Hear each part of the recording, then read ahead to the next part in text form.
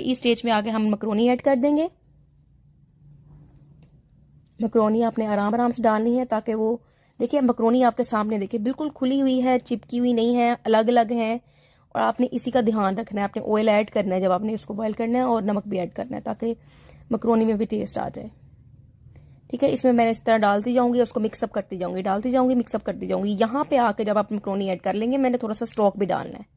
ठीक है, स्टॉक आपने इस स्टेज पे आकर डालना है ताकि उसमें मकरोनी में भी इसका स्टॉक, चिकन का स्टॉक ऐड हो जाए, टेस्ट उसको आ जाए। बहुत डिलीशियस बनी थी, आपने रेसिपी को फॉलो करना है बिल्कुल इसी तरह, और मुझे कमेंट सेक्शन में बताना है कि आपको कैसी लगी है।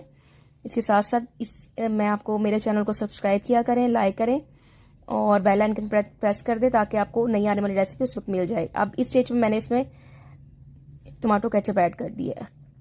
केचप के बारे में मैं आपको ये बात बता दूं कि अगर आप इस स्टेज में, अगर आपके पास कम भी लग रही है, तो जब आप सर्व कर